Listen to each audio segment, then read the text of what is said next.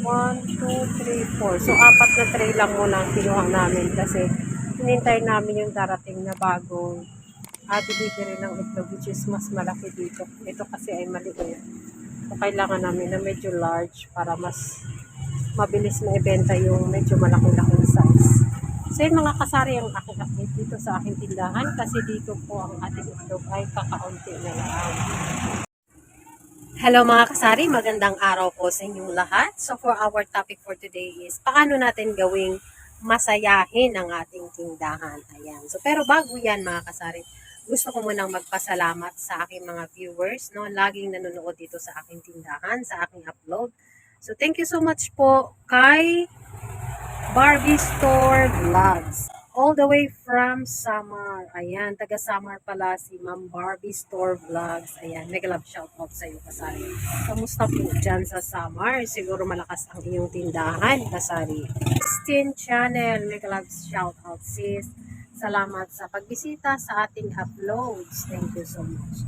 And kay Ma'am Evelyn Divaras, maraming salamat po. Lagi po kayo nandyan at nagsusuporta sa ating channel. Ayan. So for today's video, mga kasari, gusto kong i-share sa inyo paano ba natin gawing masaya ang ating tindahan. Ayan. Unang-unang tips mga kasari is, syempre, kung ano yung mga kulang natin mga kasari. Malungkot yan sila. Kagaya nito, malungkot sila kasi kumonti na lang sila, wala pa silang kasama. O diba? Kahit naman sino kapag walang kasama, maging malungkot ang buhay. Kagaya din yan sa ating mga paninda kapag konti lang sila, hindi sila happy. Kasi wala silang kasamahan. Kasi pag marami, masaya. O kagaya ng ating itlog, naging masaya na uli. Kasi bagong update natin ito mga kasari. Bagong pamili ni Mister. Kaya ito, puno ang ating itlog section. And by the way, mga kasari, ang itlog pala ngayon ay medyo bumaba na. So happy talaga ang isang tindera din kasi bumaba din ang presyo nito. So neto dati ay 8 pesos, ngayon pwede na nating ibenta ng 7.50 ang isa. So 2.15 na tayo sa ating itlog. Ayan, so paano ba gawing masaya ang ating tindahan? Siyempre, lagi po bawat sulok, bawat area ng ating mga paninda kung meron pa ba silang mga kasama. Kasi kung merong kasama, sa nasabi ko na, maging masaya sila. Katulad nito, medyo malungkot si Tanduay Dark and si Tanduay Lights kasi hindi po pa sila na lagyan. So, lalagyan natin yan mga kasari. Marami silang mga kasama, pero nandoon sa kanilang mga boxes. So, ngayon, lalagyan natin yan pagtapos nating mag-share. Ayan. So, happy ngayon ako mga kasari ang ating channel kasi meron tayong bagong delivery ng ating mga swakto. Ayan, as you can see, maraming swakto. Pinasok ko lang yan dito sa loob mga kasari, no? Ayan yung ating swakto ngayon. And back to wholesale price na naman tayo kasi so much happy ang ating tindahan kasi bumalik na naman ang ating distributor ng Coke na talagang Coke truck price mga kasari. Truck price, ibig sabihin talagang nandun tayo galing sa puno. So, pwede tayong magbigay ng mura per pack ang ating swakto. So, kaya ko na siya ibigay ng 125 pesos per pack. Ayan. So, yun ang ating swakto ngayon dito sa loob. Marami yan doon sa labas mga kasari. Pakita ko sa inyo. Ayan po. Marami sila dito sa labas. Ayan. Meron tayong dalawa. 1.5. Dito sa labas. Ayan, nakalinya sila sa aking labas mga kasama. Marami yan ng ating mga swakto. Marami pa. Yung dito sa side na to, di ba? Sobrang dami yan. Ay yung malalim na mga kasari. So, ibig sabihin, nabawasan na sila dyan. And ito sa aking harapan is ito yung ating nandito pang paakit sa harap. Yung ating mga swakto. Piniscreen natin sa harap mga kasari. And sinabay ko na rin, makita rin nila ang aking mga snacks. And bukod pa dyan mga kasari, sobrang happy din ang ating tindahan kasi kabubukas lang natin kanina at nabawasan kagad ng isang sampagita. Nabilan tayo ng isang sako mga kasari. Ayan, and super happy din ang aking snack section. Ayan, so kitang-kita kung ano ba ang bibilhin nyo. Ayun no, kitang-kita, magandang pagkakaayos ko. Kung ano bang bibilhin yung mga snacks ay kitang-kita kaagad ni customer, lalo na malapit na ang pasukan dito sa amin by next week. Magiging masaya na ang ating snack section, no? Kaya kailangan gawin natin laging puno ang ating tindahan. Ayan. And dito naman mga kasari is nakasegregate dito ang ating mga resibo. Kasi kung hindi natin alam ang presyo ay mabilis nating makita. Kasi meron tayong sa dami ng ating mga paninda, meron tayong makaligtaan na ibang presyo na hindi pa natin pala nailagyan. So mabilis nating ma-check kung ang ating resibo ay nakaayos according to kung sino yung nauna, siya yung nasa ibabaw. So yun yung ating isang box na mga Bear Brand and Alaska. May grocery pala tayo mga kasari. Ayan yung grocery at magkano na naman itong ating babayaran, 1,541 and 792.30. So dalawang order pala natin ngayon.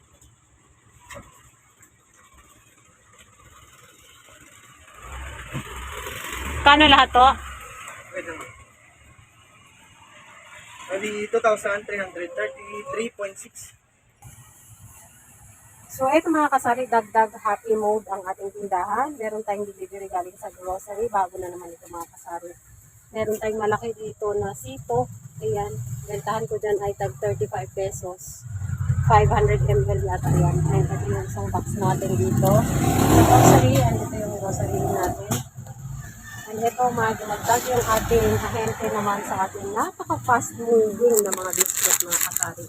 Talaga grabe. Ang dami ko kinuha nga ito. Meron tayong star. Ayun. So, etong bentahan ko nito. Cookies to mga kasari. Napakasarap ito. Pag 10 pesos ang bentahan ko. 83 ang puhunan. So, meron tayong 17 pesos. Pag naubos natin ng isang pack. And kung mag-wholesale dito sa akin, dito lang siya ng 90 pesos. So, may 7 pesos ako kada pack. Ayun. Ito. So, pero, mabilis ito maubos mga kasari. Sobrang bilis lang itong maubos.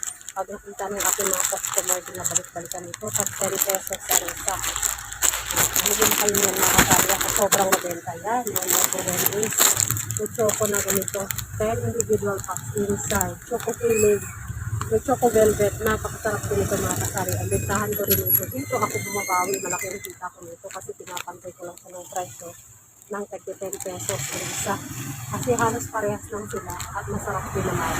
Retail ko ay 10 pesos din. So, ang puhunan ko lang dito ay 68. Bumibenta ako nito ng tubo ko ay 32 pesos. Kasi 68 minus 132. So, dito ako bumabawi. Dito, 17 pesos lang ang tubo ko.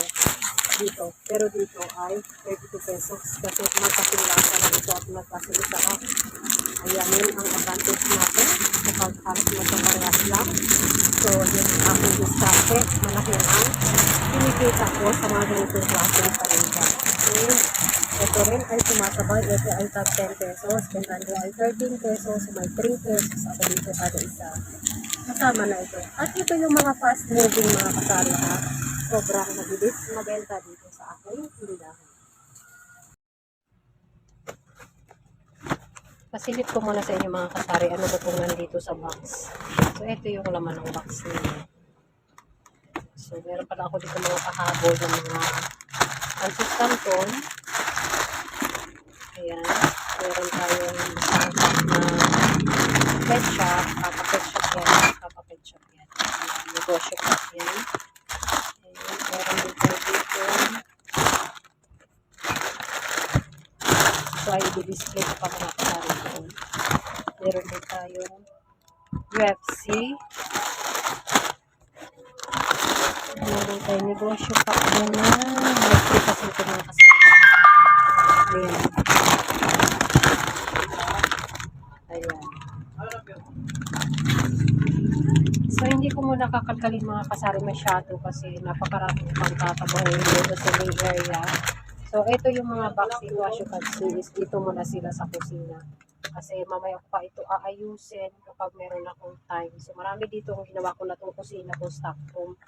Meron pa akong juice dyan na 2 pack pa yan. Hindi pa natin na nabuksan. Dito kasi sa kusina is yung aking mga soft drinks. Pero may mga naka-box pa dyan na hindi pa natin na ayos. Ito pala mga kasari yung aking 2 gondola. Ayan. Yung dalawang gondola ko hindi pa namin nailagay doon sa kabilang side. So, ito ay kailangan meron tayong time dito para magawa natin to. Tapos, meron ako ditong maliit mga kasari na gondola. Ayan ito. Ito ay dalhin ko sa bahay. Itong dalawang to ay para dun sa kabila. Pero wala pa kaming time mag-aayos. Another renovation process na naman mga kasari. Unti ko na naman yung ilalagay dito. Paunti-unti yung mga nasa box na yon. So doon muna sila sa kusina. Para naman ako ay makakadaan pa dito sa aking espasyo papunta sa harapan kapag meron tayong customer. So, ayan, super happy mode na naman ang ating tindahan, mga kasari. So, sana all, lagi nag-update sa ating mga paninda para laging mas lalo tayong kikita araw-araw. Ayan. O, sino ba namang hindi bibili sa aking tindahan, mga kasari? Marami silang makikita. Marami silang choices. Once na dumungaw sila dyan, siguradong bibili sila. Mapapabili sa ating mga paninda dito sa ating tindahan. Ayan, that's all for today, mga kasari. Kasi marami pa tayong gawain na naman. Tambak na naman ang ating ayusin. Lalagay na naman natin ito sa kanilang estante. And yung ating mga brand, andyan lang sila. Tinatahid ko lang yan paggabi. So, para mabilis makuha. Kasi kung ilalagay ko pa doon sa mga ibabaw niyan, ay nadidelikaduhan ako mga kasari. Para safe, dito na lang muna sila sa box. Pag may bibili, kukuha lang ako dyan. Sabay ng aking mga noodles. Pinutasan ko lang ng kaunti. Pag may bibili, kukuha lang ako ng mga yan. So, ayan mga kasari, that's all for today. Thank you so much guys for watching and see you again on my next video guys. Kasi marami pa tayong ayusin at sikasuhin na naman dito sa ating tindahan. So, time check tayo. Tamang-tama yung aking pag-share. Mag-1 o'clock at medyo patay na ng oras. So, mag-ayos na tayo sa ating mga paninda. Thank you so much guys for watching and see you again in the next video. Bye! Happy selling!